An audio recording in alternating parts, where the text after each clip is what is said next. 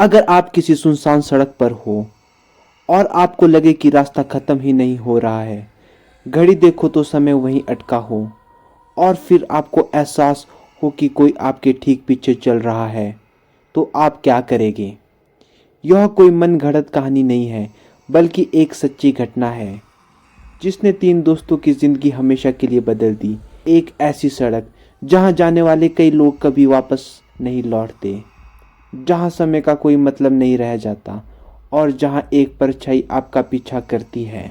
अगर आप दिल के कमजोर हैं तो इस कहानी को मत सुनना, लेकिन अगर हिम्मत है तो तैयार हो जाइए एक ऐसी रात के लिए जो आपको सोने नहीं देगी। यह कहानी पूरी तरह एक सच्ची घटना पर आधारित है, जिसने इसे झेलने वाले लोगों की जिंदगी हमेशा के लिए बदल दी। यह घटना साल 2023 में हिमाचल प्रदेश के एक घने जंगलों के बीचों बीच एक ऐसी सुनसान सड़क पर घटी थी, जहां दिन में तो सब कुछ सामान्य लगता था, लेकिन रात होते ही वहां कुछ ऐसा होता था जिसे शब्दों में बयान करना आसान नहीं। यह सड़क उन रास्तों में से एक थी जहां लोग जाते तो थे, लेकिन कई बार लौट कर नहीं आते थे। कुछ के बारे में कहा जाता है कि वे वहां खो गए, कुछ के शव बाद में मिले, और कुछ लोग जो बच गए वे आज भी उस रात का जिक्र करने से डरते हैं। क्या हुआ था उस रात को? क्या यह सिर्फ एक भटकावा था, या सच में वहां कोई अनदेखी ताकत थी?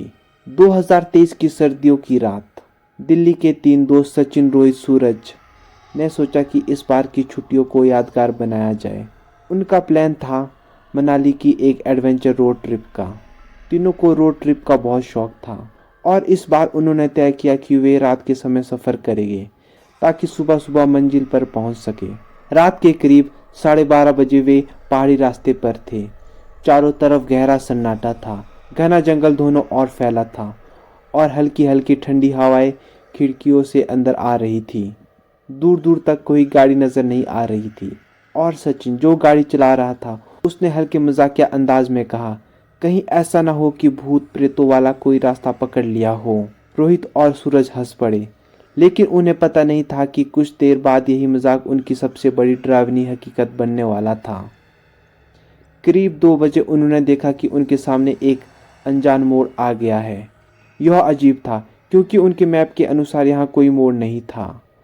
गूगल मैप्स अचानक गड़बड़ाने लगा, सिग्नल पूरी तरह गायब हो गए, और जब उन्होंने नेविगेशन चेक किया तो स्क्रीन पर बस लोडिंग साइन घूमता ही रह गया। रोहित ने खिड़की के बाहर झांकते हुए कहा, रास्ता तो ठीक लग रहा है, शायद कोई नया शॉर्टकट हो। सचिन ने थोड़ा सोचा और फिर कहा, चलो देखते हैं, ज़्यादा दूर नहीं जाएंगे, अगर कुछ अजीब लगा तो वापस मुड़ जाएंगे। वे उस अनजान सड़क पर बढ़ गए, लेकिन जैसे जैसे वे आगे बढ़ते गए उन्हें महसूस होने लगा कि कुछ ठीक नहीं है। करीब 20 मिनट हो चुके थे, लेकिन सड़क वैसी ही थी, सीधी, अंतहीन, बिना किसी मोड़ या किसी गांव के। यार कुछ गड़बड़ है, सूरज ने धीरे से कहा। इतनी देर हो गई है पर यह सड़क खत्म ही नहीं हो रही है। सचिन ने रियर व्यू मिरर देखा, पीछे वही घना जंगल था, लेकिन उसने जब आगे देखा तो उसे कुछ महसूस हुआ जो बेहद अजीब था। सड़क के दोनों ओर के पेड़ बिल्कुल एक जैसे लग रहे थे, जैसे वे घूम फिर कर बार बार एक जगह आ रहे हो। सूरज ने घड़ी देखी, रात के 2:15 हुए थे। फिर कुछ देर बाद रोहित ने भी अपनी घड़ी देखी, अब भी रात के 2:15 हुए थे। क्या ये घड़ी रुकी हुई है? सूरज ने चौंक कर पूछा। लेकिन तभी कार का इंजन अचानक बंद हो गया।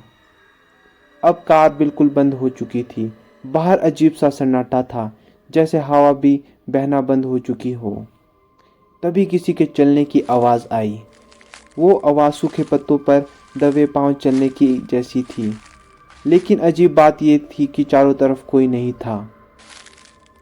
अब आवाज़ और तेज हो गई।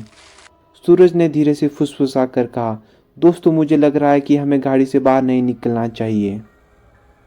सचिन ने गहरी सांस ली और इंजन स्टार्ट करने की कोशिश की। इंजन गड़गड़ाया लेकिन चला नहीं। रोहित ने कांपते हुए कहा, कुछ तो है हमारे आसपास, मुझे कुछ ठीक नहीं लग रहा है। और तभी पीछे की खिड़की पर एक सफ़ेद हाथ अचानक दिखने लगा। तीनों ने झट से पीछे देखा, लेकिन वहाँ कोई नहीं था। शीशे पर गहरी उंगलियों के निशान थे, जो अभी अभी पड़े थे।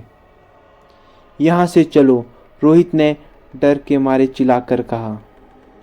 सचिन ने फिर से गाड़ी स्टार्ट करने की कोशिश की और इस बार इंजन गड़गड़ाया और चालू हो गया। जैसे ही उसने गाड़ी को आगे बढ़ाया, अचानक सामने सड़क पर एक औरत खड़ी दिखी। लंबे बालों में लिपटा चेहरा, सफ़ेद साड़ी और अंधेरे में चमकती अजीब आंखें।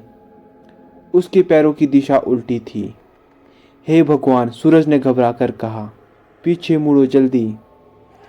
लेकिन जब सचिन ने पीछे देखा तो वहाँ भी वही औरत खड़ी थी। अब तीनों के दिल की धड़कनें जैसे थम सी गई। अब उनके पास कोई और चारा नहीं था। सचिन ने पूरी ताकत से गाड़ी को स्पीड में डाला और सीधे आगे बढ़ा दिया। लेकिन तभी रोहित ने कांपते हुए चीख कर कहा, वो हमारे साथ दौड़ रही है।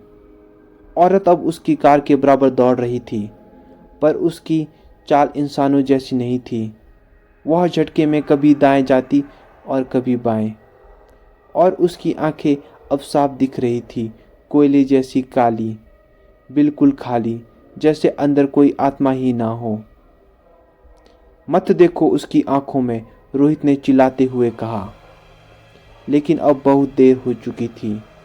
अचानक ही सब कुछ थम सा गया। औरत गायब हो चुकी थी।